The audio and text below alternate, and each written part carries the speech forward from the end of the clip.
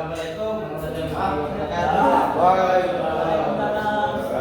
Saya di sini sebagai moderator dan akan menyampaikan materi kita kelompok 2 dan 3. Silakan untuk materi menyampaikan.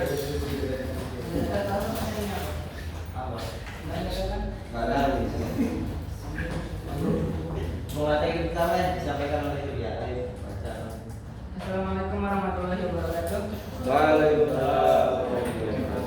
Saya akan menjelaskan pada part dulu. Yang pertama niat. Niat yaitu tujuan untuk berbuat atau melakukan dengan motivasi dorongan untuk mengikuti perintah-perintah Allah. Para ulama mazhab sepakat bahwa niat itu termasuk salah satu fardu dalam wudu dan tepatnya pada waktu melaksanakan wudu.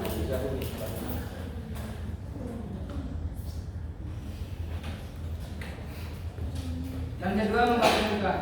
Yang dimaksud dengan membasuh muka adalah mengalirkan air pada muka. Ia wajib cukup 1 kali saja.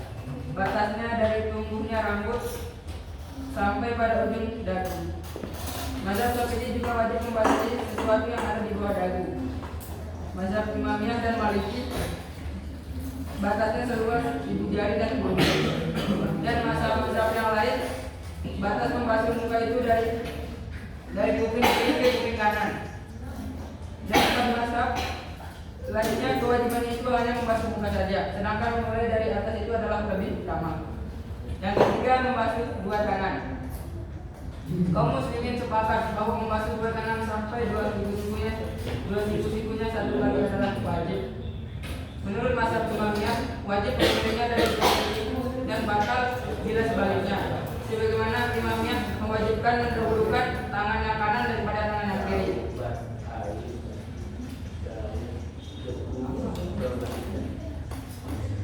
Yang keempat, mengusap kepala. Menurut mazhab Hambali, wajib mengusap kepala. Menurut mazhab Hambali, wajib mengusap semua kepala dan 2 telinga. Sedangkan mandi menurut Hambali adalah cukup sebagai pengganti dari mengusap dengan cara melewatkan kedua tangan di atas kepala. Mazhab Maliki mengatakan wajib mengusap semua kepala tanpa telinga. Mazhab Hanafi mengatakan wajib mengusap 1/4 kepala, tetapi cukup dengan memasukkan kepala di dalam air atau menuangkan air di atas kepalanya.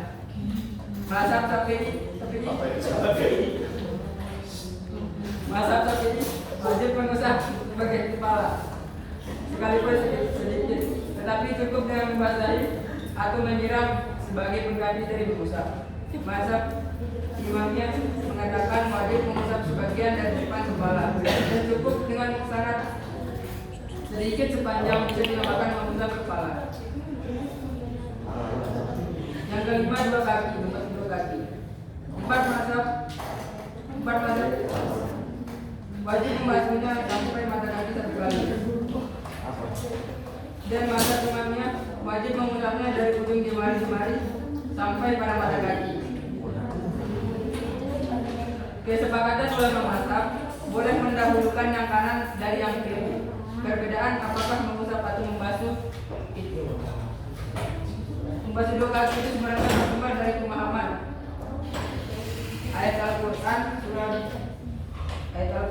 surat Al-Maidah ayat 6 yang artinya, wahai orang-orang yang beriman, apabila kamu menegakkan salat, maka basuhlah muka-muka kamu dan 2 tangan kamu sampai siku-siku, dan usaplah kepala-kepala kamu dan kaki kamu sampai 2 mata kakinya.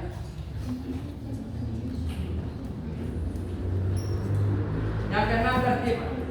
Tertib ini berdasarkan keterangan ayat, yaitu dimulai dari muka, lalu tangan, lalu kepala, lalu 2 kaki. Ia wajib sekaligus syarat sahnya wudu menurut Imamiyah, mazhab Syafi'i dan Hambali. Mazhab Hanafi dan Maliki tidak wajib tertib dan boleh dimulai dari 2 kaki dan berakhir di muka.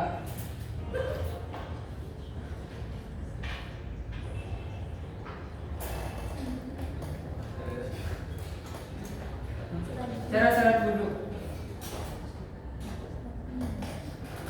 Wudu itu mempunyai beberapa syarat. Di antaranya adalah airnya harus mutlak dan suci dan tidak dipergunakan untuk menghilangkan kotoran dan hadas.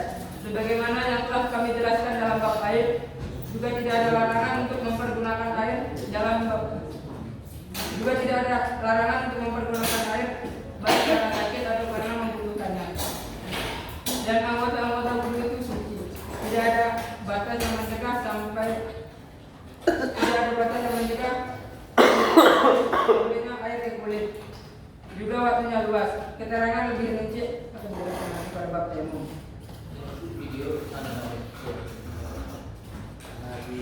Menurut mazhab imamnya mensyaratkan bahwa air bejana dan nikmat orang yang berwudu harus halal, bukan rampasan dari orang lain atau gasap. Kalau salah satu dari hal tersebut adalah gasap, maka batallah wudunya. Tetapi menurut mazhab-mazhab yang lain yang tempat itu wudunya tetap sah, hanya dia berdosa. Dan seterusnya sunah-sunah wudu. Adapun sunah-sunah wudu sangat banyak sekali. Di antaranya memulai membasuh kedua telapak tangan, kumur-kumur dan menghirup air ke dalam hidung lalu dihembuskan. Dalam dua hal ini, menurut mazhab Hambali mewajibkan mengusap kedua telinga, di mana dalam hal ini menurut mazhab Hambali juga mewajibkan.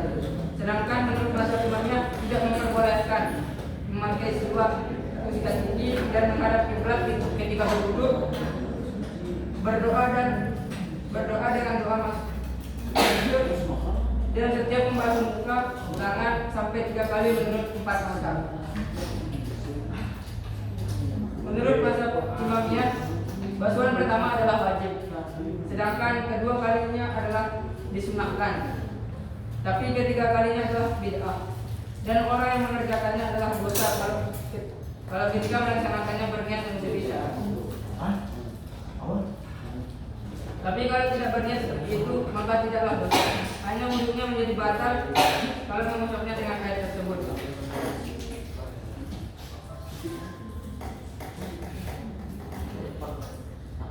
Poin yang kedua, raguan antara suci dan hadas. Barang siapa yang yakin suci lalu ragu apakah ia berhadas, maka berarti itu suci. Tetapi sebaliknya, barang siapa yang yakin berhadas lalu ragu apakah ia suci, maka berarti dia telah berhadas. Berdasarkan hadis, keyakinan itu selamanya tidak akan dirusak oleh keraguan, tetapi keyakinan itu selamanya tidak akan dirusak oleh keraguan, tetapi keyakinan itu dapat dirusak oleh keyakinan yang serupa.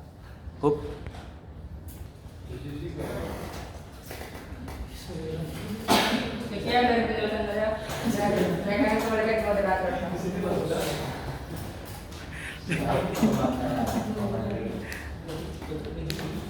Setelah ini materi kedua yang akan disampaikan oleh Edo. Silakan. Terima kasih pada moderator yang sudah memberikan saya sedikit waktu. Di sini saya akan menjelaskan tentang mandi wajib atau mandi janabah. Mandi wajib atau yang sering kita kenali dengan mandi besar atau mandi junub adalah mandi yang dimana mandi itu dilakukan agar untuk menghilangkan hadas besar yang ada di dalam tubuh kita. Dan apabila dalam mandi besar ini kita tidak sah, maka ibadah-ibadah kita yang selanjutnya itu juga tidak sah. Dan ada pun hal-hal yang menimbulkan hadas besar atau yang menimbulkan kita diwajibkan untuk mandi besar adalah sebagai berikut. Yang pertama, keluarnya air mani dengan sahabat,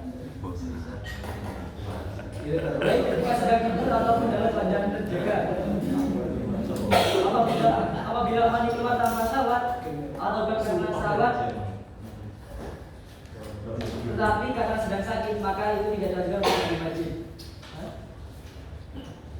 Jadi kalau kita bagi laki-laki kita sedang tidur dan bermimpi dan mengeluarkan itu, maka kita diwajibkan sebelum subuh kita diwajibkan untuk mandi besar.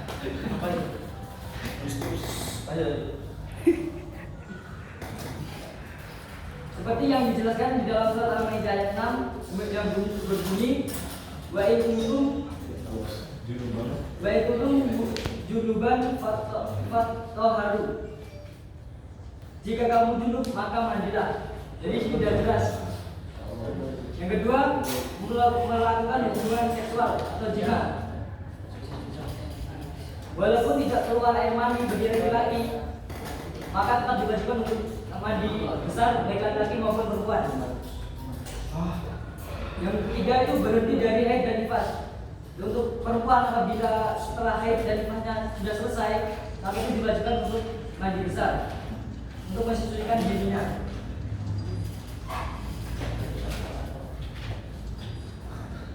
Yang keempat itu masuk Islam. Apabila orang muslim itu sudah baca syahadat atau masuk Islam, maka dia diwajibkan untuk mandi besar sebelum melakukan ibadah-ibadah yang lainnya seperti sholat, puasa dan lain-lain. Yang kelima, mati.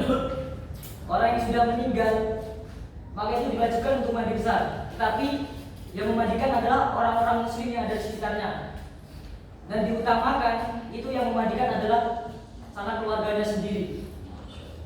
Kalau sanak keluarganya tidak paham tentang ilmu agama, maka yang memandikan orang-orang yang paham. Bila perempuan, maka disunahkan untuk yang memandikan yang perempuan. Dan selanjutnya hal yang tidak boleh dilakukan ketika berada besar. Yang satu, sholat dan tawaf sekitar Ka'bah. Yang kedua, memegang dan membawa mushaf.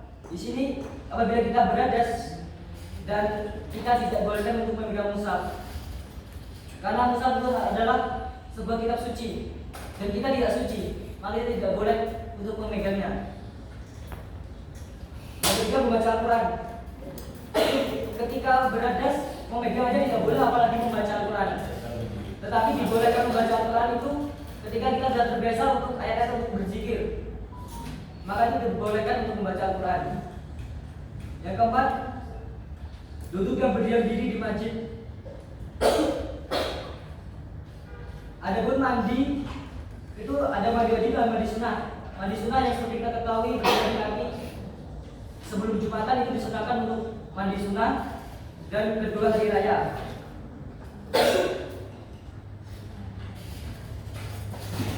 Adapun cara mandi yang benar, yang pertama niat, yang kedua mengalirkan air ke seluruh anggota tubuh. Dan adapun sunnah-sunnahan dan mandi wajib bagi berikut. Sebelum mulai mandi wajib terlebih dahulu kita membasuh kedua telapak tangan agar lebih terjamin kebersihannya. Yang kedua, membasuh dubur atau dubur sampai bersih. Yang ketiga, berwudu secara sempurna sebelum menyiram air ke seluruh badan anggota tubuh. Yang keempat, menyiram air ke kepala sebanyak 3 kali sambil kita masukkan air ke dalam tangan dan menyela rambut agar rambut kita itu basah dan mandi wajib kita menjadi sah. Yang kelima, menyiram air ke seluruh tubuh dan menggosok-gosoknya agar lebih bersih dan kita harus membasahi anggota-anggota tubuh yang susah terkena air seperti telinga, itu kan dalamnya kadang susah kena air. Nah itu wajib dibasahi agar mandi wajib kita bersih. Sekian dari saya kembali kepada moderator. Terima kasih teman-teman. Kedua, selanjutnya yang ketiga akan disampaikan. Sudah kok semua? Oh iya. Baik, di sini saya akan menjelaskan tentang tayamum. Apa itu tayamum? Tayamum ialah mengusap muka dan membasuh kedua tangan dengan debu yang tidak disuntikkan dengan disertai minyak. Tayamum itu sebuah ilmu yang diberi oleh Tayamum merupakan sebuah keimanan yang diberikan oleh Allah karena adanya suatu sebab seperti adanya air dan lain-lain. Syarat dan hukum tayamum. Yang pertama ialah Islam. Yang kedua, telah masuk waktu sholat. Yang ketiga, tidak ada sesuatu yang menghalangi debu dan tanah itu sampai ke kulit. Yang keempat, tidak dalam keadaan haid dan nifas bagi seorang wanita. Yang kelima, mukallaf. Dan yang keenam, mencari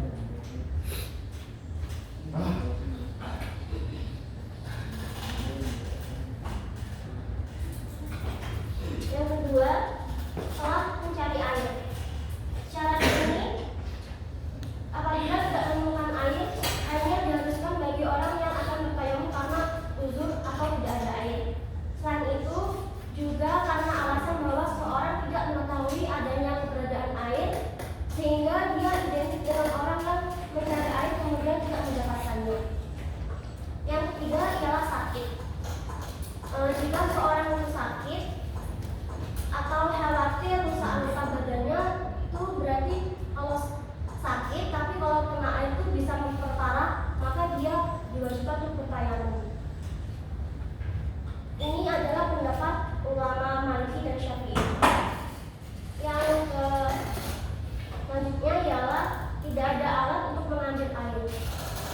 Orang yang sebenarnya mampu menggunakan air boleh melakukan tayamum jika tidak ada orang yang membantunya untuk mendapatkan air. Contohnya ialah tidak adanya tali atau tidak ada timba. Selanjutnya untuk tayamum itu ada yang pertama niat, yang kedua memindahkan debu ke muka dan ke kedua tangan, yang ketiga mengusap seluruh muka dengan debu, yang keempat mengusap kedua tangan dengan debu sampai siku, yang keenam kaki. Selanjutnya ialah hal yang dapat membatalkan tayamum. Yang pertama itu sama dengan segala yang membatalkan wudhu. Yang kedua murtad. Ketiga apabila dia sudah melihat air. Yang keempat mendapatkan air setelah sholat. Sekian dari saya. Terima kasih. Wassalamualaikum. Oke, terima kasih. Dan selanjutnya akan emosi dan materi kembali disampaikan oleh Oke, Pak. Terima kasih kepada moderator. Di sini saya akan menjelaskan tentang najis. Di aspek yang pertama yaitu taharah dari najis. Menurut buku Fikih Madhab karangan Muhammad Jawad Sundiyah, adapun bersuci dari najis pada tangan, bedana, pakaian dan lain sebagainya, yakni menggunakan air. Ini berdasarkan Quran surat Al-Anfal 11 yang artinya dan Allah menurunkan padamu hujan dari langit untuk menyucikan kamu dengan hujan itu. Dan para ulama mazhab membagi air menjadi dua macam. Yang pertama itu ada air mutlak dan air mustamal. Yang kedua air mutlak. Untuk yang pertama air mutlak.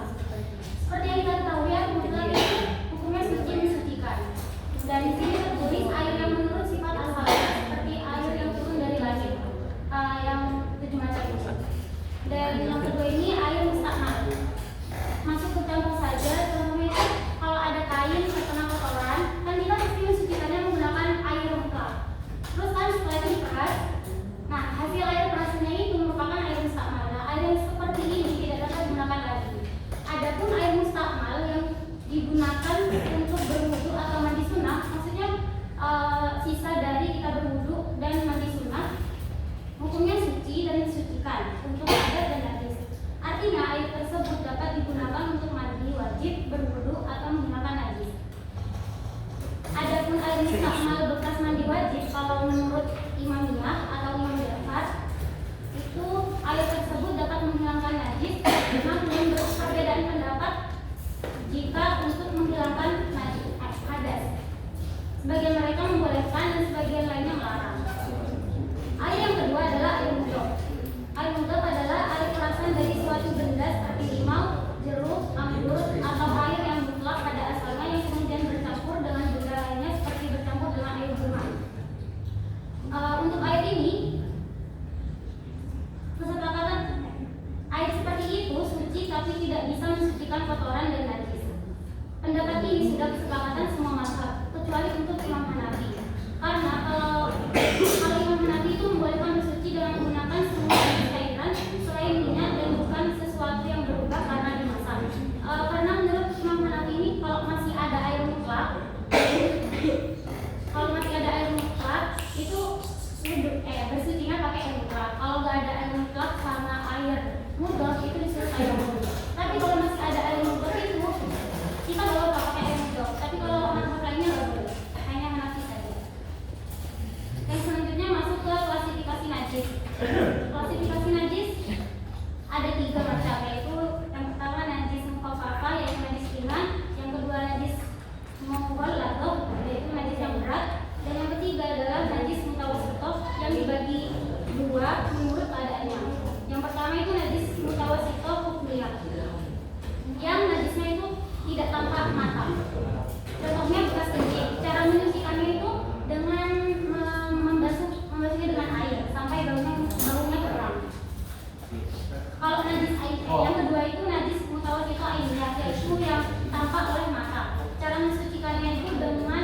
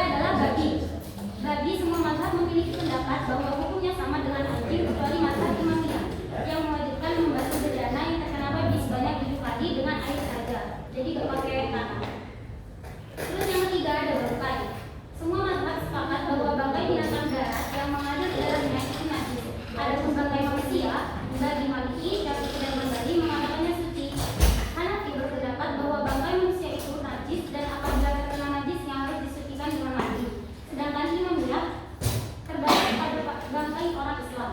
Jadi menurut Imam Miyah yang suci itu hanya bangkainya orang Islam. Terus yang keempat adalah darah. 4 mazhab sepakat bahwa darah najis kecuali darahnya orang yang mati syahid dan darahnya masih pada jasadnya. Yang kelima adalah mani. Imamiyah, Maliki dan Hanafi berargumen bahwa mani anak Adam itu najis. Namun Imamiyah mengecualikan mani binatang yang darahnya tidak mengalir, mani dan darah mereka suci. Adapun Syafi'i berkata mani anak Adam itu suci, termasuk semua binatang kecuali anjing dan babi. Hambali, mani anak Adam dan mani binatang yang dagingnya dimakan adalah suci. Yang keenam adalah nanah. Menurut 4 mazhab itu najis dan menurut Imamiyah suci. Yang ketujuh kencing. Air kencing serta kotoran anak Adam hukumnya najis menurut semua mazhab. Yang kedelapan itu ada sisa binatang. Yang kesembilan benda cair yang memabukkan. Menurut semua mazhab najis hukumnya. Namun Imamiyah berpendapat satu ketentuan yang dimana benda cair itu asalnya air. Apa maksud dari pendapat ini? Jadi menurut Imamiyah tuh kalau kan di sini tertulis benda cair yang memabukkan, kan pasti kayak ada orang mikir, oh kan tertulisnya memabukkan, berarti kalau aku kan tertulisnya cair, kalau aku bekukan berarti nggak apa-apa diminum. Nah ini maksud dari pendapat Imamiyah ini. Jadi meskipun rupanya cair atau beku itu tetap najis. Yang ke-10 adalah muntah.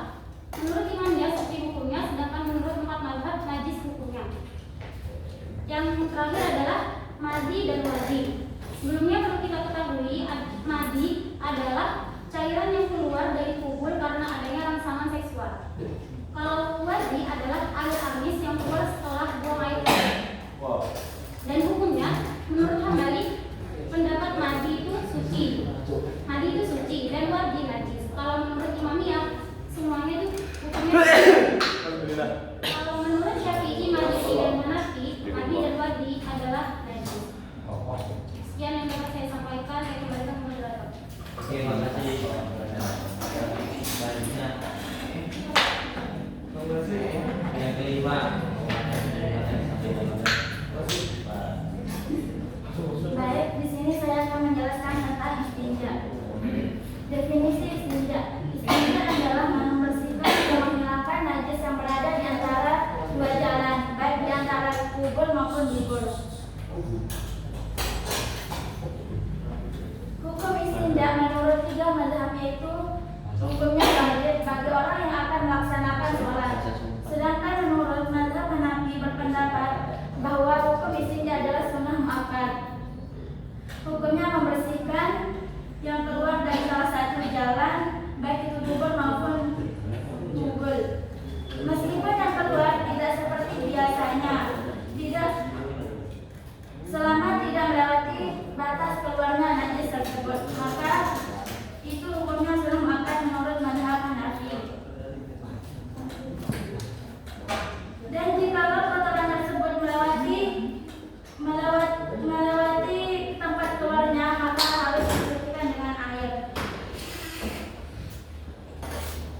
Adapun cara beristinja adalah dilakukan dengan menggunakan air atau batu dan sejenisnya. Cara melakukan istinja yaitu menghilangkan atau membersihkan najis yang berada di antara dua jalan tersebut, yaitu kubur dan dubur. Boleh juga di sini menggunakan batu dan benda suci lainnya yang dapat mengangkat najis dan najis dan bukan benda yang dimuliakan.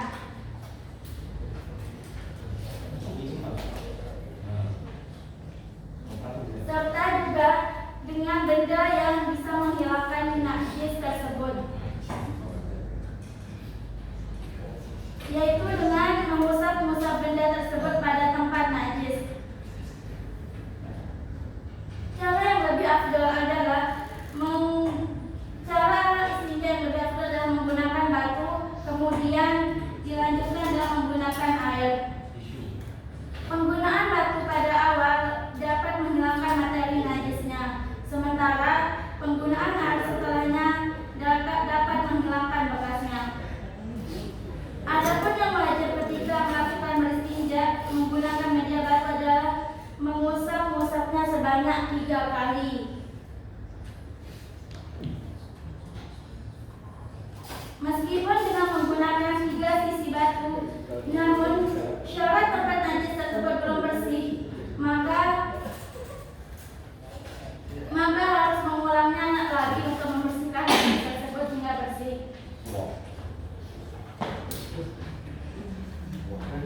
Benda yang tidak boleh digunakan untuk beristinja adalah tulang dan benda-benda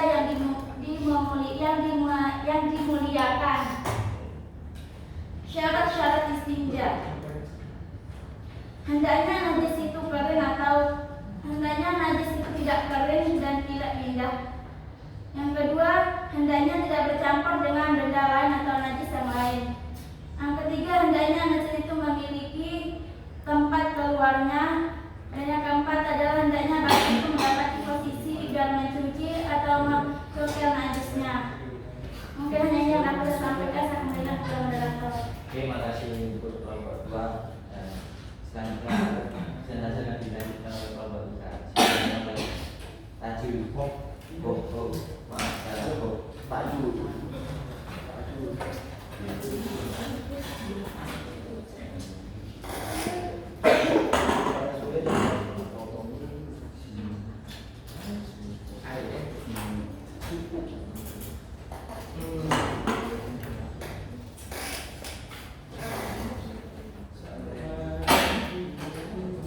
Assalamualaikum warahmatullahi wabarakatuh.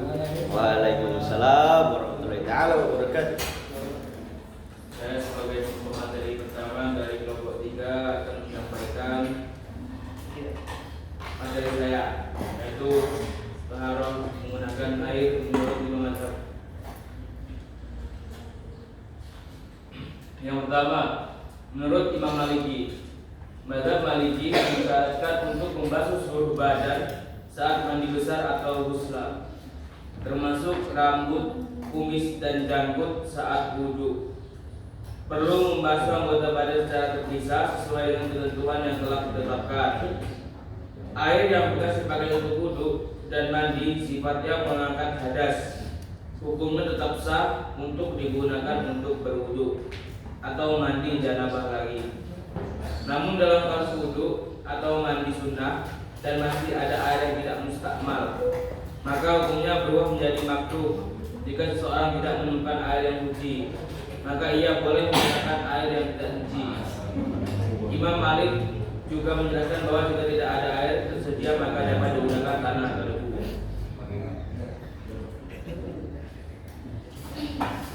Yang kedua, menurut Imam Syafi'i, dalam mazhab Syafi'i, taharah menghaluskan untuk membasuh seluruh badan saat mandi besar atau termasuk rambut, kumis, dan janggut saat wudhu. Harus membasuh anggota badan secara terpisah, dan bila ada luka maka diperintahkan boleh membasuh di atasnya, asal tidak membuat luka itu semakin parah. Tetapi jika seseorang menggunakan air yang tidak suci, ia harus memastikan bahwa najis telah hilang dari tubuhnya.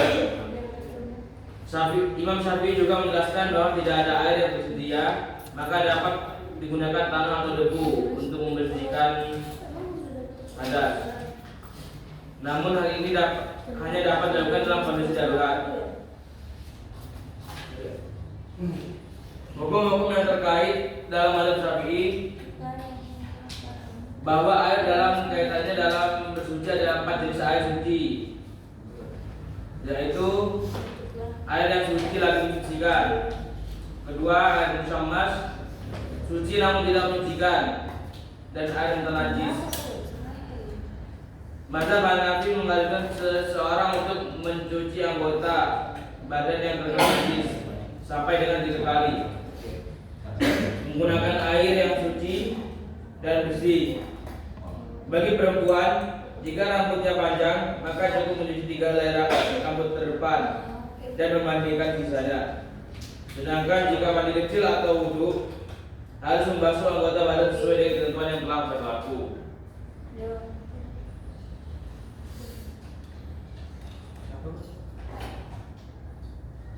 Tiga, menurut Imam Hanafi,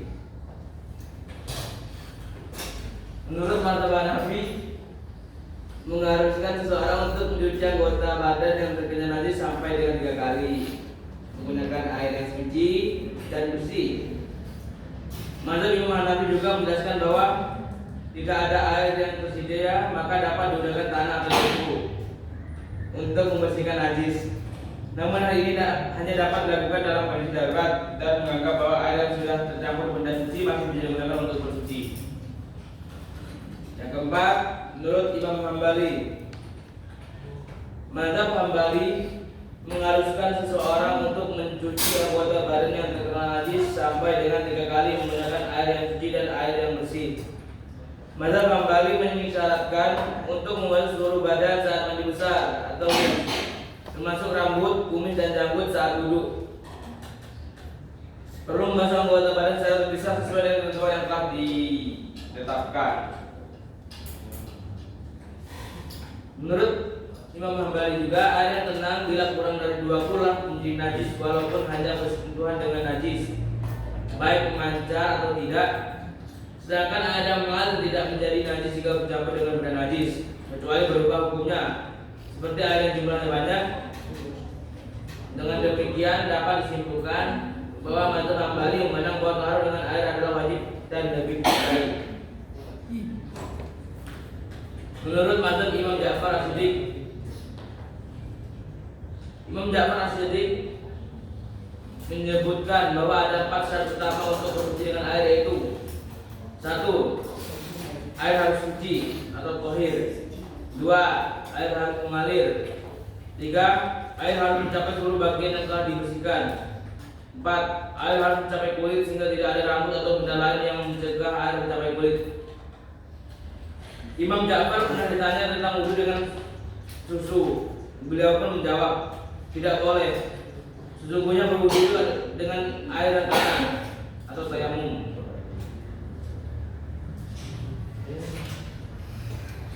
Dari Imam Ja'far As-Shadiq, sesungguhnya semua air itu suci, kecuali engkau ketahui bahwa ia najis.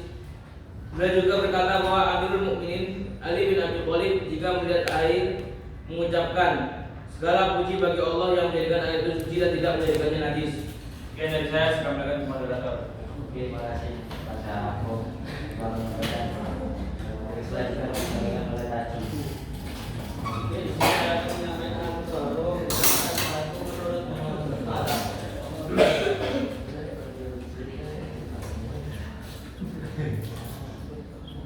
taharah dilakukan untuk menghilangkan segala sesuatu yang menimbulkan najis. Terkait dengan najis, ada satu istilah yang sering ditemui, yaitu istinja. Apa itu istinja? Dari ilmu fikih, istinja adalah membersihkan sesuatu yang keluar dari kubur atau dubur menggunakan air atau batu dan benda sejenisnya yang bersih dan suci. Syekh Rahman Al-Juzairi dalam fikih Ibn Nazar jilid 1 menjelaskan istilah ini disebut juga dengan istinja atau istighfar. Hanya saja istighfar biasanya dikhususkan untuk istinja dengan batu. Istighfar sendiri diambil dari kata al-jimar yang berarti kerikil kecil. Kata istinja berasal dari akar kata najah yang artinya bebas dari penyakit atau kotoran. Jadi disebut istinja karena orang yang beristinja berusaha bebas dari penyakit yang menghilangkan penyakit tersebut. Menurut Imam Syafi'i, menurut mazhab Syafi'i, bersuci dengan batu diperbolehkan dalam kondisi darurat ketika tidak ada air yang tersedia. Penggunaan batu sebagai bahan untuk bersuci tidak disarankan, dan air adalah bahan yang utama dan paling disarankan untuk digunakan dalam taharah atau bersih.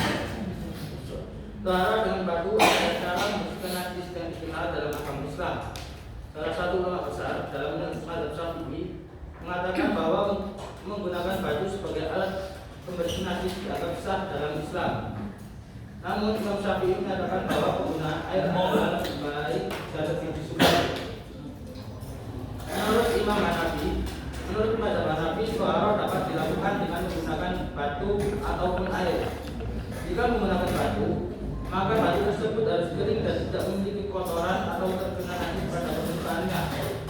Setelah menggunakan batu, maka harus dibersihkan dengan air. Hal ini disebut dengan istinja.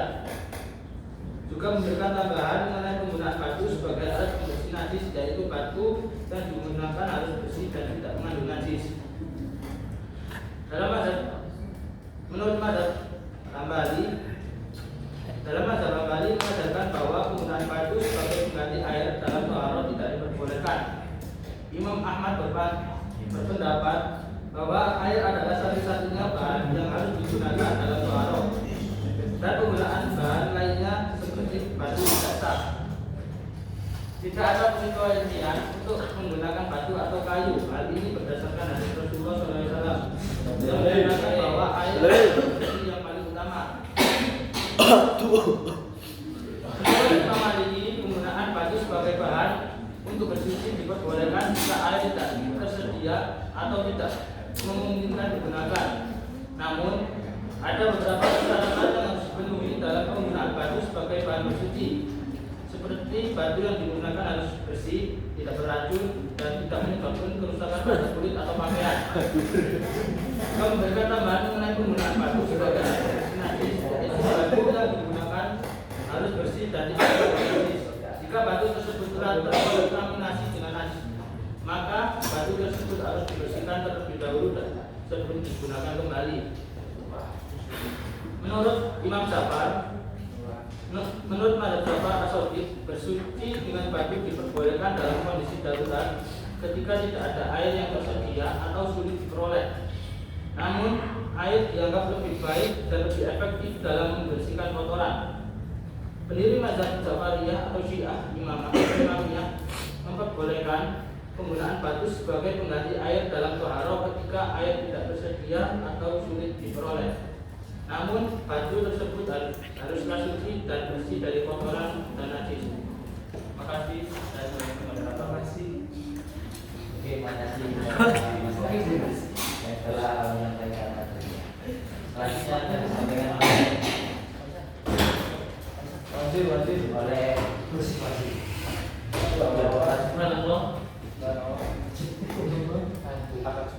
Dari ketiga, yaitu taharah menggunakan debu menurut Imam Mazhab. Terdapat beberapa pandangan mengenai bersuci dengan debu.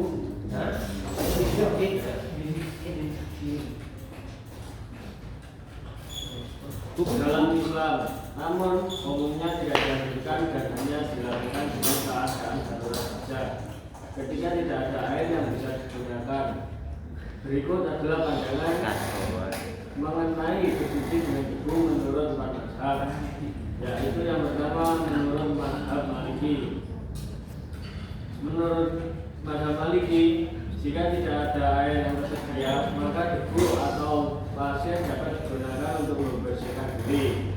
Namun, debu harus dihilangkan dengan menyapunya dan menggosokkan pada bagian yang kotor. Kemudian menggosok-gosokkan lagi dengan tangan yang sudah bersih.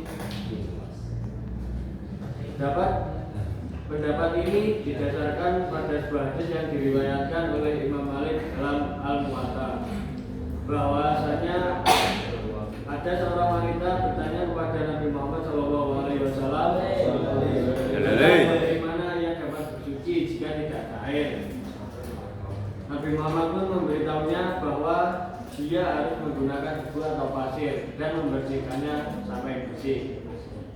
Adapun juga taharah menggunakan debu menurut mazhab Hanafi, yaitu debu tidak bisa digunakan sebagai pengganti air suci kecuali jika tidak ada air sama sekali. Namun jika terdapat air sedikit pun, maka harus menggunakan air tersebut. Ada juga taharah menggunakan debu menurut mazhab Hambali. Menurutnya bersuci dengan debu itu tidak dianjurkan dan hanya boleh dilakukan dalam keadaan darurat ketika tidak ada air yang bisa digunakan. Mazhab Hambali, menurut mazhab Hambali, debu atau pasir dapat digunakan sampai pengganti air suci jika tidak ada air. Namun debu harus dihilangkan dengan cara menggosok-gosokkannya yang sama seperti mazhab Maliki yang tadi. Adapun juga mazhab Syafi'i. Mazhab Syafi'i ini membolehkan menggunakan debu jika tidak ada air dan dapat digunakan sebagai digunakan sebagai pengganti air suci untuk bertayamum pada hadis yang diriwayatkan oleh Bukhari dan Muslim. Ada juga menurut mazhab Ja'far Shadiq, yaitu menurut Ja'far Shadiq bersuci tersebut tidak dianjurkan dan hanya boleh dilakukan dalam keadaan darurat ketika ada air yang bisa digunakan, sama seperti 4 mazhab yang tadi. Sekian materi dari saya kembalikan ke terima kasih Pak Gus. Terima kasih. Selanjutnya akan disampaikan oleh Pak Ibu. Baik, terima kasih untuk waktunya. Di sini saya akan menjelaskan daun sebagai alat untuk bersuci.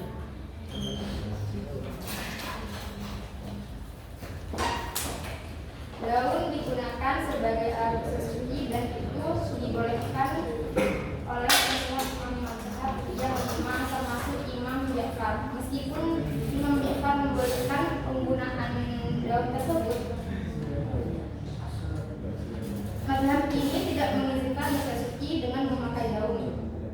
Tapi semua imam yang dimaksud adalah Imam Syafi'i, Hambali, Hanafi, Maliki, dan Imam Ja'far juga memperbolehkannya sebagai alat yang bersuci dalam keadaan yang sangat darurat. Akan tetapi Imam Hambali menjelaskan jika menggunakan benda yang bersih dan tidak menimbulkan bahaya dan atau kerusakan itu lebih baik. Sedangkan Imam Maliki menjelaskan sebaiknya menggunakan benda yang lebih bersih dan aman seperti kain dan batu. Namun jika memang tidak ada yang tersedia, maka diperbolehkan dengan menggunakan daun sebagai alat bersuci. Itu yang menggunakan daun sebagai alat bersuci. Terus selanjutnya akan menjelaskan tentang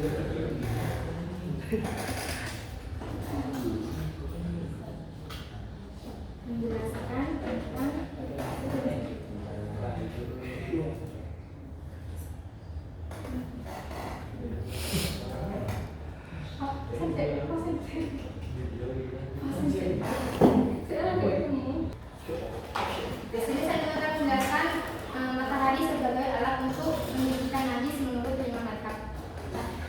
Sedangkan menurut mazhab Umayyah, matahari bisa menyucikan tanah dan jenisnya dengan pengertian melekat pada benda-benda yang tetap. Sedangkan menurut mazhab Hanafi, apabila dengan sesuatu yang menjadikannya kering, maka hal tersebut bisa dianggap suci, seperti matahari dan angin. Sedangkan menurut imam yang 3 itu berbeda pendapat. Imam itu adalah Imam Syafi'i, Maliki, dan Hambali. Mereka menyepakati untuk bisa menyucikan tanah tidak dapat menggunakan matahari maupun angin, akan tetapi harus disiram dengan air. Hanya saja mereka berbeda pendapat tentang cara menyucikannya. Baik, terima kasih dari saya kembali ke moderator. Oke, makasih Pak Ibu. Selanjutnya akan disampaikan oleh Mas Bisa. Silakan. Tadi moderator menjelaskan tentang problematika terbahas secara imam mazhab. Yang pertama adalah penggunaan air yang berdasarkan berlebihan, sehingga jumpai mungkin mahasiswa sendiri kalau butuh nyalain kerannya terlalu kencang, Kuraan. karena itu tidak membazir, membuang air. Dijelaskan di surat Al-An'am ayat 141 yang artinya janganlah kalian berlebihan, sesungguhnya dia tidak menyukai orang yang berlebih-lebihan. Dan juga diriwayatkan Abdullah bin Amr radhiyallahu anhu, sesungguhnya Rasulullah SAW berpapasan dengan Sa'ad yang sedang berwudu. Rasulullah berkata, ini berlebih-lebihan. Saat bertanya, apakah di dalam wudu juga ada israf atau berlebih-lebihan? Rasulullah menjawab, betul, meskipun engkau berwudu di sungai yang mengalir. Hadis riwayat Ibnu Majah nomor 425, namun dinilai dhaif oleh Al-Albani. Wudhu yang dicontohkan oleh Nabi SAW adalah dengan menghemat penggunaan air, seperti yang dilakukan oleh Anas bin Malik radhiyallahu anhu. Dia mengatakan Nabi SAW berwudhu dengan 1 wak air dan mandi dengan 1 sok sampai 5 mud air.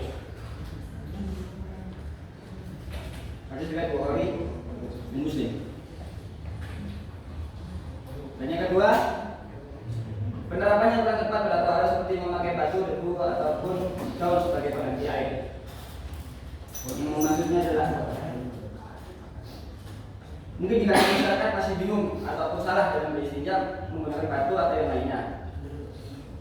Seperti dia hanya menggunakan 1 batu atau menggunakan sembarang batu yang dapat melukai ataupun rusak pakaian.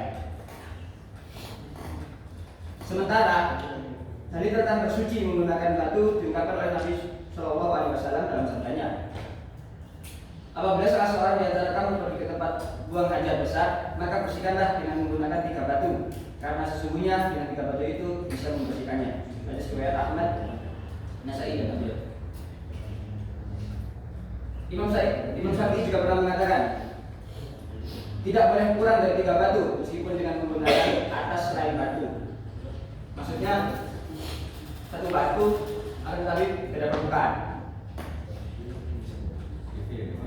Apabila tidak sampai 3 batu, maka harus menambahnya sampai berjumlah 3. Sedangkan apabila lebih dari 3, maka disunahkan untuk menutupnya dengan angka ganjil. Yang dimana maksudnya umpama memakai 4 batu, jadi harus tambah lagi sampai jumlahnya ganjil.